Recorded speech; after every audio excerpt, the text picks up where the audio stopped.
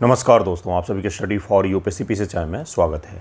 आज तारीख है 29 मई 2026 और आज का न्यूज़पेपर आर्टिकल डिस्कशन का ये वीडियो होगा।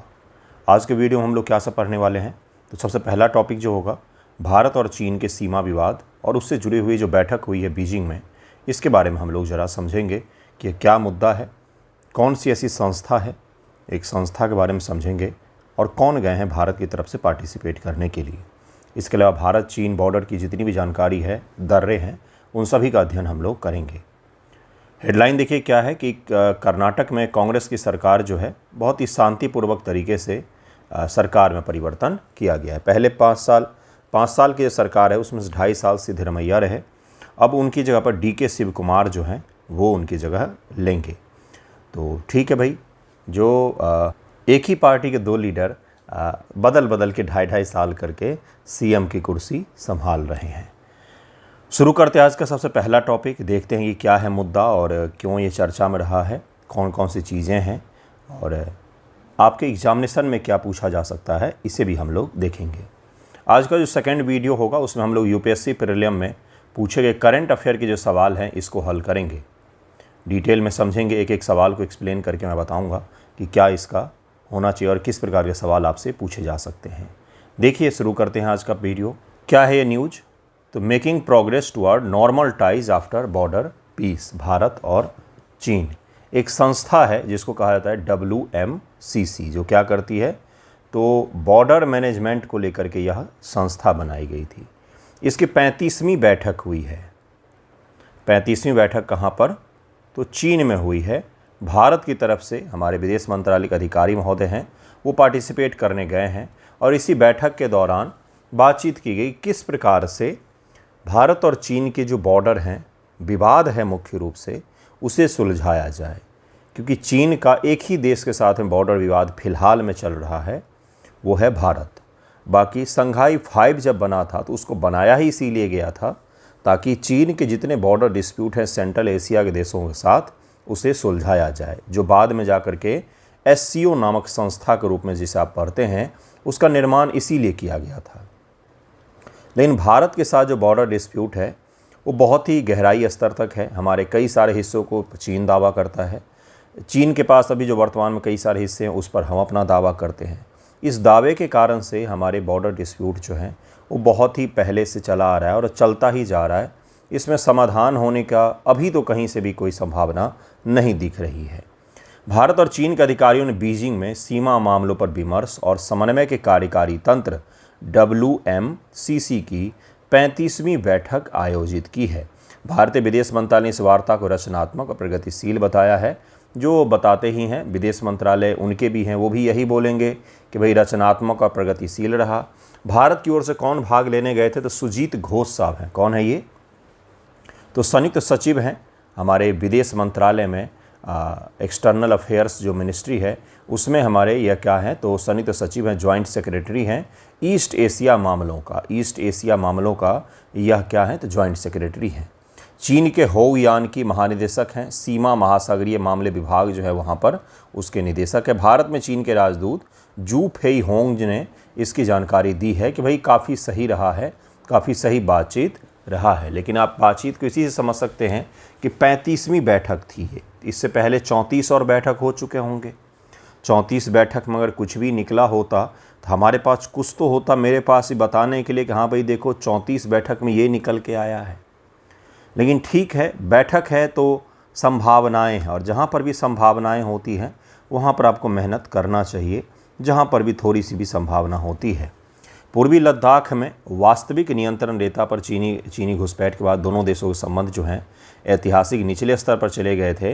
नवंबर 2024 में घर्षण बिंदुओं से सैनिकों की वापसी पूरी होने के बाद संबंधों को सुधारने के लिए कई प्रयास किए गए। उनमें से यह एक सबसे बड़ा प्रयास इसी को माना जा रहा है। द्विपक्षीय विधिक कदम कौन कौन से हैं, तो वीज़ा प्रतिबंधों में ढील दी गई है भारत की तरफ से और चीन की तरफ से भी।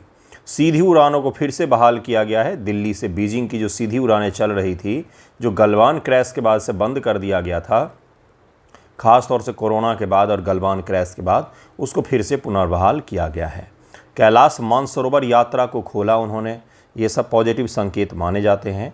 चीनी व्यवसायों पर सरकार ने ढील दी। जैसे कि कोरोना के दौर में जो बॉर्डर कंट्रीज़ हैं उनके ऊपर में जो प्रतिबंध लगाया गया था एफडीआई को लेकर के, तो कुछ दिन पहले ही हमने देखा कि चीन से आने वाले एफडीआई को लेकर के सरकार ने कुछ हद तक छूट दी है, जिससे वहाँ से निवेश आ सकते हैं। लेकिन भारतीय बाज़ार के विरोधाभास को समझिए, फिर भी निवेश नहीं आ रहे हैं भारतीय बाज़ार में, सारे पैसे यहाँ से निकाले जा रहे हैं। तो जो भी है आपको ये समझना चाहिए, ये 4 पॉइंट्स जो हैं ये सकारात्मक संदेश की ओर ले जा रहे हैं। सैनिकों के वापसी के बावजूद एलएसी के दोनों ओर गहराई वाले क्षेत्रों में अभी भी लगभग 50,000 ट्रूप्स हैं वहाँ पर, जिन्हें चरणबद्ध तरीके से हटाना एक बहुत बड़ी चुनौती है। और ट्रस्ट बहाल नहीं होने के कारण से दोनों ही देश अपने सेनाओं को वहाँ से पीछे नहीं ला रहे हैं। एक होता है battle field experience. Battle field experience मतलब युद्ध के मैदान का अनुभव।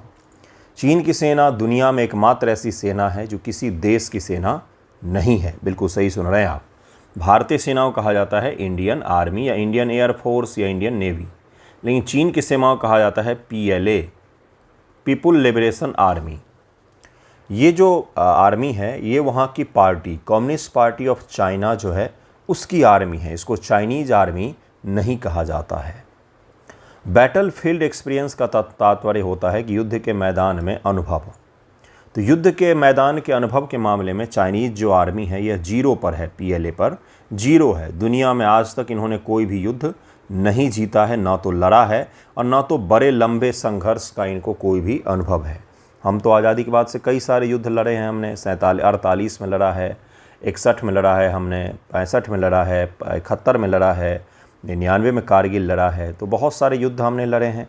और लेकिन जो पीएलए है उन्होंने घर के बाहर, घर में उन्होंने लोगों को ख़त्म किया है। जैसे तियानमेन चौराहा का नाम आपने सुना होगा, वहाँ पर अपने ही नागरिकों को मार के उन्होंने दफना दिया क्योंकि वो लोकतंत्र की मांग कर रहे थे। लेकिन बाहरी देशों से बैटल फील्ड एक्सपीरियंस जो इनका वो शून्य है। तो दुनिया के सबसे एडवांस और बड़ी माने जाने वाली आर्मी आज तक कभी युद्ध में उतरी ही नहीं है। ये भी उनकी एक बहुत बड़ी सच्चाई है। क्षेत्रीय कार्य समूहों का गठन किया गया था। वेस्टर्न लद्दाख, यहाँ पूर्व से सामान्य स्तर पर का सैन्य राजनीतिक कार्यतंत्र कार्यरत है जो बॉर्डर पर मीटिंग करते हैं। ईस्टर्न सेक्टर में अरुणाचल प्रदेश, मिडिल सेक्टर हिमाचल उत्तराखंड विधिक सीमा प्रबंधन को प्रभावी करने के लिए इन क्षेत्रों में भी वर्किंग ग्रुप्स बनाए गए हैं दोनों देशों के द्वारा, जो समय समय पर मिलते हैं और बातचीत भी करते रहते हैं। इसी बीच में राष्ट्रीय सुरक्षा सलाहकार जो अजीत डोभाल हैं और चीनी विदेश मंत्री वांग यी की 19 अगस्त 2025 को नई दिल्ली में भी मुलाकात हुई थी। और माना जा रहा है कि इस साल जो भारत में ब्रिक्स समिट होगा, उस ब्रिक्स समिट में भाग लेने के लिए चाइनीज़ प्रेसिडेंट जो हैं वो भी भारत आ सकते हैं। तो प्रेसिडेंट वहाँ के भारत आएंगे, इससे पहले कुछ सकारात्मक होना चाहिए, तभी तो आएंगे, तभी तो वार्तालाप होगी। इसलिए दोनों देश मेहनत कर रहे हैं कि सितंबर से पहले, अक्टूबर से पहले थोड़ा सा स्थिति सामान्य कर ले हम, ताकि फिर वार्तालाप हो जाए। तो सीमा पार नदी सहयोग पर राजनीतिक मतभेद है अभी भी। इसको लेकर के चीन ने कुछ भी नहीं कहा है, जबकि हमने हमेशा ही कहा है कि ब्रह्मपुत्र नदी का आप उपयोग कर रहे हैं किसके लिए, तो एक प्राकृतिक रूप से फ्लड बॉम्ब के रूप में आप इसका उपयोग कर सकते हैं हमारे खिलाफ में, जिसको लेकर के हमने वो जो डैम बना रहे हैं उस पर भी आपत्ति दर्ज की थी, लेकिन उसका कुछ भी आउटकम अभी तक नहीं निकला है और वो दुनिया के सबसे बड़ा डैम तो बना ही रहे हैं। ये तो छोटा सा न्यूज़ था कि क्या क्या चीज़ें हुई हैं, घटनाक्रम हुआ है। तो घटनाक्रम से सवाल नहीं आते हैं। आपसे सवाल क्या पूछा जाएगा कि भारत चीन मामलों पर विमर्श और समन्वय के कार्यकारी तंत्र जो हैं, working mechanism for consultation and coordination on India China border affairs, WMCC, इसके बारे में आपसे पूछा जा सकता है कि यह क्या है, कब बनाया गया था, क्या काम करती है ये और कितना काम इन्होंने किया है, कैसे बैठकें होती हैं, साल में 1 बार 2 बार कितनी बार इसकी बैठकें होती हैं। तो WMCC की स्थापना दोनों देशों के बीच हुए एक विधिक समझौते के तहत 17 जनवरी 2012 को की गई थी। 17 जनवरी 2012 को इसकी स्थापना की गई थी। संरचनात्मक ढांचा, भारत विदेश मंत्रालय के संयुक्त सचिव पूर्वी एशिया इसका कूटनीतिक नेतृत्व करते हैं। 35वीं बैठक में भी इसका नेतृत्व सुजीत घोष महोदय ने ही किया है कि ज्वाइंट सेक्रेटरी लेवल के जो अधिकारी होते हैं वो इसका नेतृत्व करते हैं। चीनी विदेश मंत्रालय के महानिदेशक जो होते हैं सीमा मामलों विभाग के, वो इसका नेतृत्व करते हैं। इसमें दोनों देशों के राजनयिक, सैन्य, मिलिट्री अधिकारी संयुक्त रूप से शामिल होते हैं ताकि ज़मीनी रक्षा मुद्दों पर भी सीधी बातचीत की जा सके। एक फोरम होता है ना, एक छोटी सी बॉडी या फोरम जहाँ पर दोनों देश आपस में बात कर सकें। बात बहुत ज़रूरी होता है, इसी के कारण से इस प्रकार की संस्थाओं का निर्माण किया गया, ताकि बॉर्डर डिस्प्यूट को भी हम बातचीत के जरिए सुलझा सकें। कुछ तो सकारात्मक हो ही सकता है। प्रशासनिक कार्य अगर हम लोग देखें, इसमें ध्यानपूर्वक सवाल पूछा जाएगा यहाँ से, तो भारत चीन सीमा क्षेत्र में शांति और स्थिरता बनाए रखने के लिए यह जो संस्था है वो काम करती है, और एक ही मात्र इसका मोटिव है कि पीस को बहाल करना। बॉर्डर डिस्प्यूट या सीमा पर जुड़े हुए कोई भी डिस्प्यूट है तो उस पर सैन्य अधिकारी और सिविल अधिकारी दोनों ही बैठ करके बातचीत कर सकते हैं। यह तंत्र सीमा प्रश्न के अंतिम समाधान पर चर्चा नहीं करता है, न ही यह विशेष प्रतिनिधियों के कूटनीतिक अधिकार क्षेत्र को प्रभावित करता है। इसका ध्यान केवल सीमा पर तात्कालिक तनाव को रोकना है। ये एक डिसीजन मेकिंग बॉडी नहीं है, अंतिम फैसला इसके द्वारा नहीं किया जाता है। ये बस उस फैसले की शुरुआत कैसे होना है इसको तय करता है कि बातचीत पहले करें, फिर उस पर जो निकलता है क्रक्स, उस क्रक्स को अपनी अपनी सरकारों में ऊपर के अधिकारियों को दिया जाता है, या नेताओं या जो भी मिनिस्ट्री में है उनके समक्ष रखा जाता है। उसके बाद फिर डिसीजन मेकिंग की प्रक्रिया शुरू होती है। तो यह डिसीजन मेकिंग नहीं है, बल्कि वार्तालाप के लिए ही एक मंच बनाया गया है। कार्यप्रणाली और बैठक इसके तहत वर्ष में 1 या 2 बार बारी बारी से भारत और चीन में विमर्श बैठकें आयोजित की जाती है। किसी गंभीर विधिक आपातकाल या सैन्य गतिरोध की स्थिति में आपसी सहमति से आपातकालीन परामर्श भी बुलाए जा सकते हैं। अगर कुछ ऐसा हो जाए, जैसे गलवान जैसा इंसिडेंट हो जाए, तो आप इसको तात्कालिक रूप से इमरजेंसी बैठक के तौर पर ही बुला सकते हैं, ताकि वहाँ पर रिजॉल्व हो सके चीज़ें। 35वीं बैठक के मुख्य बिंदु या बैठक बीजिंग में आयोजित किया गया है, और उसके बारे में हमने सारा कुछ पढ़ लिया कि सभी सेक्टर में किस प्रकार से शांति बहाल की जाए, इसको लेकर के भी बातचीत की जा रही है। भारतीय प्रतिनिधिमंडल ने ब्रह्मपुत्र जैसी सीमा पर नदियों पर विशेषज्ञ स्तरीय तंत्र की बैठक जल्द बुलाने का विशेष बल दिया है कि आप हाइड्रो अर्थात पानी डिस्प्यूट को लेकर के जो हमारी संस्थाएं काम करती हैं, आप उस पर बातचीत करने के लिए तैयार हों। लेकिन चीनी विदेश मंत्री का जो बयान आया उसमें उन्होंने स्पष्ट किया कि हम इस पर कोई भी वार्तालाप कर ही नहीं रहे, क्योंकि उन्होंने अपने आधिकारिक बयान में चर्चा तक नहीं की कि नदी डिस्प्यूट जैसा कोई चीज़ मौजूद भी है। इसको ज़रूर ध्यान में रखिएगा। जो हम लोगों का पढ़ना है मुख्य रूप से वो है ये भारत है अपना, भारत का मैप है। इस हिस्से पर पाकिस्तान का कब्जा है बंधुओं, और ये वो हिस्सा है जिसको अक्साई चीन कहा जाता है। तो हमारे पास जो वास्तविक में कश्मीर का, जम्मू कश्मीर का इलाका, वो इतना ही है। ये सक्शगाम वैली है। सक्शगाम वैली के बारे में हमने पढ़ा था, जिसको भारत इल्लीगल ऑक्यूपेशन मानता है। पीओके को भी अक्साई चीन को भी भारत इल्लीगल ऑक्यूपेशन मानता है। चीन तो अपने मैप में अरुणाचल प्रदेश को भी अपना हिस्सा दिखाता है, इसे भी वो अपना ही मानता है। लेकिन हमने हमेशा ही कहा है कि अरुणाचल प्रदेश पर तो बात हो ही नहीं सकती, वो हमारा हिस्सा है। भारत और चीन की बहुत बड़ी सीमा है। अगर हम लोग देखेंगे ध्यानपूर्वक तो बचपन से MB अर्थात बांग्लादेश के बाद चीन ही है जिसके साथ हमारी सबसे लंबी सीमाओं में से एक है। सबसे लंबी सीमा बांग्लादेश, उसके बाद से चाइना की ही सीमा है। बचपन से MBA ये उसका ट्रिक है। बांग्लादेश, चीन, पाकिस्तान, म्यांमार, इस प्रकार से भूटान, नेपाल, ये क्या है तो बचपन से MBA ये ट्रिक है बॉर्डर को याद करने का, सबसे बड़े से सबसे छोटे तक। ये लास्ट में आता है MB। अफ़गानिस्तान से हमारी 80 किलोमीटर की सीमा लगती है POK से होकर के। भारत और चीन के बीच सीमा की कुल लंबाई 3488 किलोमीटर है, ज़रूर याद रखिएगा। सीमा पूरी तरीके से सीमांकित नहीं है, ये दोनों में क्लियर नहीं किया गया है कि कहाँ कहाँ पर किस किस की बाउंड्री लाइन आएंगी। इसी कारण से दोनों देश की सीमाएं एक बफर जोन है। उस बफर जोन में दोनों देश की सीमाएं पेट्रोलिंग करती हैं, सेनाएं जो हैं। जैसे भारत की ITBP मुख्य रूप से करती है, तो ITBP और वहाँ की जो सेना है वो दोनों एक बफर जोन में पेट्रोलिंग करती है। इसी पेट्रोलिंग के दौरान अगर वो टकरा जाते हैं तो कई बार आपने सुना होगा कि सैन्य संघर्ष जो होता है, हाथापाई जो हो जाती है, वो इसी कारण से ऐसा होता है। 3 रणनीतिक सेक्टर हैं। इस पूरी सीमा को प्रशासनिक और सैन्य दृष्टिकोण से 3 भागों में बांटा गया है। एक है ईस्टर्न, जिसमें ये सेक्टर आता है। एक बीच का है जिसमें उत्तराखंड, हिमाचल आता है। एक वेस्टर्न सेक्टर है जिसमें लद्दाख और कश्मीर के भाग शामिल होते हैं। पहला है पश्चिमी सेक्टर, जिसमें लद्दाख है। यहाँ के सीमा को मुख्य रूप से जॉनसन लाइन और मैकडोनाल्ड लाइन के विवाद के संदर्भ में देखा जाता है। जॉनसन लाइन याद रखिएगा, मैकडोनाल्ड लाइन तो आपको याद ही रहेगा। मध्य सेक्टर में हिमाचल, उत्तर प्रदेश है, उत्तराखंड है। यह सबसे कम विवादित सेक्टर है, जहां हाल ही में WMCC वार्ताओं में विधिक प्रबंधन मजबूत करने पर सहमति बनी है। उत्तराखंड के पिथौरागढ़ इत्यादि का जो इलाका है वहाँ से चीन की सीमाएँ लगती हैं।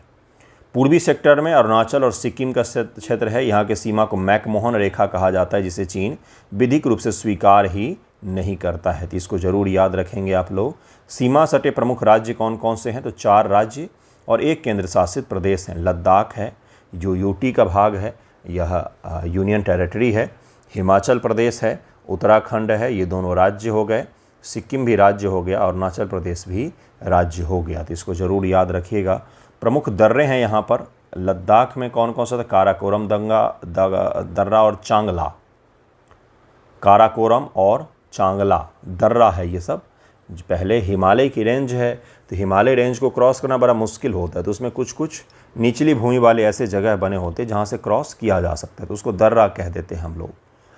हिमाचल में सिपकिला और सतलज नदी का प्रवेश द्वार यही है। उत्तराखंड में माना दर्रा, नीति दर्रा और लिपुलेख दर्रा है। लिपुलेख के पास ट्राई जंक्शन है इंडिया, चाइना एंड नेपाल का। सिक्किम नाथुला और जेरेपला दर्रा है। अरुणाचल बोमडीला और दीफू दर्रा अरुणाचल में आपको देखने को मिलता है। काराकोरम दर्रा यह प्राचीन रेशम मार्ग का हिस्सा है। भारत और चीन के बीच सबसे ऊंचाई पर स्थित यह एक रणनीतिक दर्रा है। रणनीतिक दर्रा जिसको काराकोरम पास कहते हैं हम लोग। चांगला है, यह लेह को पोंगेंगसो झील से जोड़ता है और सैन्य रसद के लिए अत्यंत महत्वपूर्ण है। और इसी पोंगेंगसो लेक के पास में झड़प हुआ था भारत और चीन की सेनाओं के बीच में। नेक्स्ट है सिपकिला। यह दर्रा हिमाचल प्रदेश को तिब्बत से जोड़ता है। भारत की प्रमुख सतलज नदी इसी दर्रे से होकर भारत में प्रवेश करती है। लिपुलेख दर्रा है, यह भारत और चीन और नेपाल का ट्राई जंक्शन पर है। इसका उपयोग कैलाश मानसरोवर यात्रा के लिए किया जाता है। हाल ही में नेपाल ने आपत्ति दर्ज की थी कि भारत और चीन को इस दर्रे से होकर के कैलाश मानसरोवर यात्रा नहीं करनी चाहिए, है ना। अब चलेंगे देश के पूर्वी भाग में। नाथुला है, 1962 के युद्ध के बाद इसे बंद कर दिया गया था। 2006 में द्विपक्षीय व्यापार को बढ़ावा देने के लिए इसे फिर से खोला गया और यह भारत और चीन के सीमा व्यापार का सबसे बड़ा विधिक केंद्र में से एक है नाथुला। फिर जेलेपला है, यह चुंबी घाटी से होकर के गुजरता है। सिक्किम को ल्हासा तिब्बत से यह जोड़ता है। बोमडीला अरुणाचल प्रदेश को पश्चिमी तिब्बत से जोड़ता है। तवांग के रणनीतिक क्षेत्र के करीब में है बोमडीला। दीफू दर्रा है, यह भारत, चीन और म्यांमार के बीच विवादित ट्राई जंक्शन पर है जो मैकमोहन रेखा पर स्थित है। नेक्स्ट टॉपिक है जो कल का हेडलाइन में से भी एक था। मैंने आपको बताया था कि इंडियन एक्सप्रेस और दुनिया के कई सारे प्रमुख एजेंसियों ने मिलकर के एक इन्वेस्टिगेशन किया जिसमें उन्होंने कहा कि VFS ग्लोबल जो है ये एक कंपनी है, प्राइवेट कंपनी है, जिसके ज़रिए भारतीय लोग शेंजेन जोन के वीज़ा के लिए अप्लाई करते हैं। यूरोप में यह एक जोन है जो कई सारे देशों ने मिलकर के बनाया हुआ है ताकि एक कोई वीज़ा ले ले शेंजेन जोन का तो वो इन सभी देशों में जा सकता है। तो उस वीज़ा एप्लीकेशन जो किए जाते हैं तो वो एप्लीकेंट जो होते हैं उनके डेटा सुरक्षित नहीं होते हैं, यही इस न्यूज़ में कहा गया था, जो आपके काम का नहीं है। जनरल डेटा प्रोटेक्शन एक्ट लागू है वहाँ पर, ठीक है।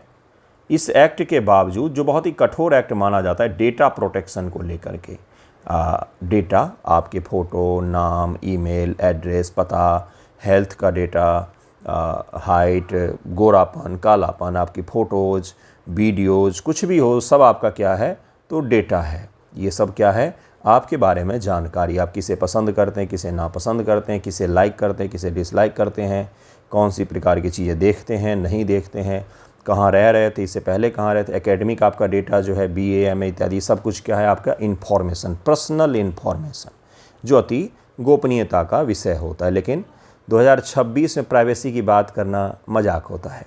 तो जो भी है ये एक्ट लागू है, फिर भी इस डेटा को सही से प्रोटेक्ट नहीं किया जा रहा है। खुलेआम यह डेटा एक्सेस भी हो रहा है कई सारे जगहों पर।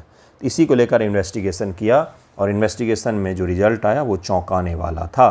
तो हमें उस इन्वेस्टिगेशन के बारे में पढ़ना चाहिए क्या? बिल्कुल भी नहीं, हमारे काम का नहीं है वो। हमारे काम का क्या है? हमारे काम का जो है वो है शेंजेन जोन के बारे में पढ़ना। हमारे काम का यही है। क्यों? क्योंकि सवाल यहीं से आएगा। डेटा उनका तस्करी भी हुआ, बेचा भी गया, कई सारी कंपनियों को भी बेचा गया, उसका कंपनियां सदुपयोग दुरुपयोग सब कुछ कर सकती हैं। जो है वो है, यही चीज़ें वहाँ पर हो रही है। यानी कि दिखावे के लिए तो यूरोपियन यूनियन का डेटा प्रोटेक्शन लॉ बहुत मजबूत है, लेकिन कुछ कुछ कंपनियां ऐसी जो इसकी सरेआम धज्जियां उड़ा रही हैं। देखिए इसी को मैप में देखिए ज़रा, यह क्या है, तो शेंगेन क्षेत्र इसको कहा जाता है, शेंगेन क्षेत्र इसको कहा जाता है। ये सारे देश शेंगेन एरिया में शामिल हैं। यहाँ पर आइसलैंड भी है, छोटा सा आइसलैंड, और ये आपको दिख रहा होगा, और स्विट्ज़रलैंड दिख रहा होगा। ये ऐसे देश हैं जो EU के मेंबर नहीं हैं, यूरोपियन यूनियन के मेंबर नहीं हैं, लेकिन फिर भी वो शेंगेन जोन का हिस्सा हैं, उन्होंने इसमें पार्टिसिपेट किया हुआ है। तो ये भी आपको याद रखना है कि यूरोपियन यूनियन के अलावा भी ऐसे देश जो यूरोपीय संघ का हिस्सा नहीं हैं, लेकिन वो भी इस जो समूह है उसका हिस्सा बन सकते हैं। शेंगेन क्षेत्र 29 यूरोपीय देशों का एक ऐसा संघ है, इसके बारे में हमने पढ़ा हुआ है, सवाल भी आ चुका है यहाँ से यूपीएससी प्रीलिम में, जिन्होंने अपनी आपसी आंतरिक सीमाओं को आधिकारिक और विधिक रूप से समाप्त कर दिया है। दरअसल में ये देश बहुत ही अच्छे हैं, समझदार हैं। पूरी दुनिया में यूरोपीय देशों ने जब आग लगा दिया, डिवाइड कर दिया, तब इनको विचार आया कि यार अपने यहाँ पर ऐसी आग नहीं लगने देंगे। तो इन्होंने पॉलिटिकल बाउंड्रीज जो है उसको कभी भी फिजिकल बैरियर नहीं बनने दिया। निर्बाध आबाद लोगों की आवाजाही, इकोनॉमिक रूप से, आर्थिक, सोशल, हर चीज़ समान रहने दिया। राजनीतिक रूप से है बाउंड्री, लेकिन वो फिजिकल बैरियर का काम नहीं करता है, बाउंड्री सीमाओं का काम नहीं करता है। यहाँ पर ये लाइन अगर समझ जाएंगे तो आपको समझ में आ जाएगा कि मैं क्या कह रहा हूँ। बाउंड्रीज जो हैं देशों की, वो सीमाओं का काम नहीं करता है, यहाँ पर सीमाओं का काम नहीं करता है बाउंड्री।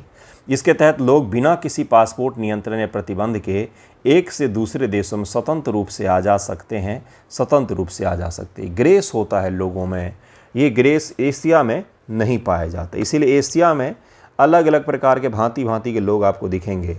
हर देश में नस्लीय और भाषाई विविधता आपको देखने को मिलेगा, यूरोप में भी, लेकिन यूरोप में नस्लीयता समान है कम से कम, लेकिन एशिया में नस्ल भी अलग हो जाती है। जैसे चीन में जाएंगे तो मंगोलियाई नस्ल के हैं, भारत में आएंगे तो अलग नस्ल के लोग हैं, नेपाल में जाएंगे तो उसी मूल के लोग हैं। लेकिन सीमाएं जो इनके अंदर है ना, बाउंड्रीज, वो जो भी कारण है, कारण तो आप बेहतर समझ सकते हैं। बाउंड्रीज जो देशों की है वो सीमाओं की भांति काम करते हैं। लोगों की आकांक्षाएं, इकोनॉमिक रूप से, पॉलिटिकल रूप से, सोशल रूप से, हर चीज़ पर सीमा लगा देता है वो बाउंड्री एशिया में। लेकिन यूरोप में ऐसा नहीं है, उत्तरी अमेरिका में ऐसा नहीं है। वहाँ पर पॉलिटिकल बाउंड्रीज लोगों के ऊपर बाउंड्रीज का काम नहीं करती हैं। जो भी है, ये एक बहुत ही बेहतर था उनका कि क्यों ना यूरोप एक छोटे से देश हैं, तो इसको एक करके हम रखें ताकि आवाजाही समान हो, इकोनॉमिक रूप से भी आसान हो, जिससे प्रगति हो, प्रोग्रेस हो। इसकी शुरुआत 14 जून 1985 के ऐतिहासिक विधिक समझौते के माध्यम से लग्जमबर्ग के एक छोटे से सीमांत गांव शेंगेन के 5 यूरोपीय देश France, Germany, Belgium, Netherland, Luxembourg द्वारा हस्तांतरित किया गया था, और इसी कारण से इसका नाम पड़ गया शेंगेन। इसका नाम जो पड़ा शेंगेन, बहुत ही सुंदर सा छोटा सा लग्जमबर्ग के समीप यह गाँव है, उसी के आधार पर इसका नाम शेंगेन पड़ गया। जून 14, 1985। क्या क्या इसमें, तो आंतरिक सीमाएं पूर्णतः मुक्त होंगी, नो पासपोर्ट, इमिग्रेशन चेक्स, कुछ भी नहीं, नथिंग। बाहरी सीमाएं अत्यधिक सख्त और सुरक्षित रहेंगी, अत्यधिक सख्त और सुरक्षित रहेंगी बाहरी सीमाएं, है ना, जिसके कारण इस जोन का वीज़ा पाना आसान नहीं होता है। और अगर आपको वीज़ा मिल गया तो आप इसमें जितने भी देश हैं कहीं पर भी जा सकते हैं, कहीं पर भी रह सकते हैं, कहीं पर भी व्यापार कर सकते हैं, नथिंग, कुछ भी आपको रोक नहीं लगाया जाता है। आंतरिक सीमा नियंत्रण की समाप्ति कर दी गई। शेंगेन क्षेत्र के भीतर यात्रा करते समय सदस्य देशों को आंतरिक कोई भी सीमा या चेक्स नहीं होता है। बाहरी सीमाएं होती, बाहरी रूप से बहुत ज़्यादा कड़ाई से चेक किया जाता है लोगों को। सदस्य देशों का वर्गीकरण देखेंगे, यहीं से सवाल आपसे पूछा जाएगा प्रीलिम में। यूरोपीय संघ के सदस्य जो शेंगेन जोन में शामिल हैं, 29 में से 25 देश जो हैं यूरोपीय संघ के सदस्य हैं, France, Germany, Italy, Spain, Poland आदि। गैर EU देश जो शेंगेन में शामिल हैं, 4 देश ऐसे हैं जो यूरोपीय संघ का हिस्सा नहीं हैं, लेकिन वे शेंगेन क्षेत्र के पूर्ण सदस्य हैं। इनको हम लोग EFTA भी कहते हैं, और EFTA वाला सवाल BPSC मेंस GS1 पेपर में पूछा गया है, क्योंकि EFTA के साथ हमने फ्री ट्रेड एग्रीमेंट को साइन किया है। कौन कौन से देश हैं? स्विट्ज़रलैंड, नॉर्वे, आइसलैंड और लिंचेस्टाइन जिनको कहा जाता है। बहुत खूबसूरत छोटा सा देश है। तो ये 4 देश जो हैं वो EU के मेंबर नहीं हैं, लेकिन वो शेंगेन जोन के मेंबर हैं। हाल ही में शामिल हुए देश 2024 में मार्च में बुल्गारिया और रोमानिया को आंशिक रूप से इस क्षेत्र में शामिल किया गया और उनके हवाई समुद्री नियंत्रण को हटा दिया गया। शेंगेन सूचना प्रणाली भी एक बनाया गया है यहाँ के लोगों का, अपराधियों का, ताकि उन्हें ट्रैक किया जा सके। मतलब एक पूरा कलेक्टिव रूप से देखें तो एक देश के समान यह काम करता है, जिसमें पॉलिटिकल बैरियर्स तो हैं, बाकी बैरियर्स को हटा लिया गया है ताकि जनता आसानी से आ जा सके, घूम फिर सके, काम धाम कर सके, खाना पीना खा सके, इकोनॉमिक रूप से प्रॉस्पेरिटी आ सके। इसको लेकर के किया गया है। शेंगेन वीज़ा के नियम और चुनौतियाँ क्या क्या हैं? तो लघु अवधि वीज़ा जो मिलता है यहाँ पर वो कम से कम 90 दिन और 180 दिनों के भीतर अवधि के भीतर अधिकतम 90 दिनों के रहने के लिए आपको अनुमति दे देता है। विदेशी नागरिक पर्यटक जो लेंगे 180 दिनों के अंदर ये वीज़ा आपको मिल जाता है, जिसमें 3 महीने तक आप इस जोन में घूम फिर सकते हैं, उसके लिए वीज़ा दिया जाता है। बहुत सारी चुनौतियाँ भी हैं। एशिया से, अलग अलग देशों से यहाँ पर बहुत सारे लोग जा रहे हैं, जिसके कारण यहाँ पर प्रवासन और कन्फ्लिक्ट जैसे कि बाहरी लोगों को बाहर करो, इस प्रकार के आंदोलन मूवमेंट कई सारे आपको यहाँ पर देखने को मिलेंगे। नेक्स्ट टॉपिक है, एक छोटा सा टॉपिक है, जैज़ संगीत के सैक्सोफोन वादक जो होते हैं, प्रसिद्ध टेनर, सैक्सोफोन वादक, जैज़ संगीत के असाधारण जादूगर सन्नी रोलिंस, इनका नाम है। 95 वर्ष की आयु में इनका निधन हो गया। मानिएगा एक प्रकार से जिस प्रकार से क्लासिकल में आप बहुत सारे लता मंगेशकर टाइप के लोगों को सुनते हैं, बहुत ही शानदार रही हैं वो, उसी प्रकार के सैक्सोफोन वादक, एक वाद्य यंत्र को बजाने वाले में इनका बहुत बड़ा नाम है, सन्नी रोलिंग्स का। अमेरिका में रहते तो वहीं पर इनकी मृत्यु हो गई। तो इसके बारे में प्रीलियम में आपसे पूछा जा सकता है। बहुत ही अनूठा इनका शतक कैरियर रहा है, 50 वर्षों का डोमिनेंस रहा है। इनसे बेहतर इस वाद्य यंत्र को बचाने वाला पैदा ही नहीं हुआ जब तक ये बजा रहे थे। इनका बस नाम ध्यान में रखिएगा, बहुत प्रसिद्ध हैं ये भी ध्यान में रखिएगा। और कुछ फैक्ट होगा तो वो भी बता देता हूँ। इनका एक एल्बम बहुत प्रसिद्ध है जिसके लिए जाना जाता है। रॉक संगीत के प्रशंसकों ने उनके संगीत का जादू rock band the rolling stones के 1981 का प्रसिद्ध एल्बम टैटू यू, ये रॉक म्यूजिक जो लोग सुनते होंगे वो जानते होंगे, इसमें उनको सुना था, जो बहुत ही खास रहा है। बहुत सारे पुरस्कार भी इनको मिले हैं। अगले हम अपने देश के बारे में बात करेंगे। उर्दू गज़ल को घर तक पहुंचाने वाले। उर्दू गज़ल समझना सामान्य लोगों की बस की बात नहीं होती थी बिफोर इनके, बशीर बद्र के पहले। लेकिन बशीर बद्र जो हैं वो अलीगढ़ मुस्लिम यूनिवर्सिटी में प्रोफेसर भी रहे हैं। शिक्षा दीक्षा ग्रहण करने के बाद उर्दू गज़ल को बहुत ही कठोर क्लिष्ट भाषा में लिखा जाए ये ज़रूरी नहीं है, ये इन्होंने हमें बताया। इनका भी निधन हो गया है कल, भोपाल में इनका निधन हो गया। मेरठ में रहते थे ये, लेकिन दंगों में इनका घर जला दिया यहाँ के लोगों ने, तो मेरठ छोड़ के फिर हमेशा के लिए भोपाल चले गए ये। बशीर बद्र, बद्र का मतलब चाँद होता है, लोगों ने इनको यह नाम दिया था। तो बशीर बद्र जी का निधन हो गया। आपने तो शायद रील्स में इन्हें देखा होगा, मेरे पास तो किताब थी इनकी, किताब दिखता भी, मैं दिखा भी देता, बहुत पहले इनकी किताब खरीदी थी मैंने उस समय से। रील्स की एक ख़ास बात ये भी, अच्छी चीज़ ये भी है कि बहुत सारे पोएट, बहुत सारे फ़िलोसफ़र कोट्स के फॉर्मेट में आपको देखने को मिल जाते हैं। कितने लोग पहले काफ़का को जानते थे, काफ़का को पढ़ा होगा अगर आपने किताबों में, तो आपको पता होगा कि क्या है वो, है ना। तो ये बहुत ज़रूरी होता है कि अच्छी बात है कि रील्स ने ऐसे ऐसे शायरों को अलग एक पहचान दी, यंग पॉपुलेशन तक पहुंचाया है। उर्दू गज़ल को आम बोलचाल की भाषा करीब लाकर उनका आधुनिकीकरण करने वाले महान विधिक कवि शायर बशीर बद्र का भोपाल में निधन हो गया। 91 वर्ष के थे, भोपाल में निधन हुआ है, ये भी आप याद रखेंगे। लंबा टॉपिक होगा क्योंकि डिटेल में हम लोग पढ़ेंगे इसे। 1935 की सर्दियों में अयोध्या में, तात्कालिक वो ब्रिटिश भारत का यूनाइटेड प्रोविंस हुआ करता था, वहाँ पर उनका जन्म हुआ था। इनका वास्तविक नाम सैयद मोहम्मद बशीर था। इटावा में 1946 में एक मुशायरे में, इटावा यूपी में शहर है, अतिथि ने उन्हें बद्र की उपाधि दी जिसका अर्थ है चाँद। शायद मुशायरे में शामिल थे तो वहाँ पर लोगों ने अतिथि के तो वो एक नाम दिया बद्र, जिसका मतलब क्या होता है, चाँद होता है। प्रतिभाशाली छात्र रहे, उन्होंने अपने कॉलेज से लेकर डायरेक्टरेट तक, PhD तक की शिक्षा AMU से पूरी की, बाद में वहीं पर लेक्चरर के रूप में भी काम किया। इसके बाद मेरठ कॉलेज में उर्दू विभाग के अध्यक्ष थे, वहाँ उन्होंने 17 वर्ष तक अपनी विधिक सेवाएं दी। इनकी खासियत ये रही कि जब ये छात्र थे तभी इनकी रचनाएं पढ़ाने लग गए थे इस कॉलेज में लोगों को। बहुत सारी यूनिवर्सिटी और कैरिकुलम में इनकी रचनाओं के जब ये छात्र थे तभी शामिल कर दिया गया था। फारसी प्रभाव से मुक्त किया इन्होंने और आम बोलचाल की भाषा में इन्होंने उर्दू गज़लों को लोगों तक पहुंचाने का बहुत बड़ा काम किया है। ऐतिहासिक मोड़ क्या क्या रहा? तो मेरठ दंगा और भोपाल प्रवासन, घर पर हमला हो गया, शास्त्री नगर में रहते थे, जिसके बाद इनको छोड़ करके हमेशा के लिए अपने भोपाल शहर में जाना पड़ा, जो इनके वाइफ से रिलेटेड शहर था। ये जो इनका शायरी आप पढ़ते हैं, ये इन्होंने इसी को लेकर के बनाया था। तो इंसान जो होता है शायर मुख्य रूप से वो अपने आसपास की चीज़ों पर ही बनाता है।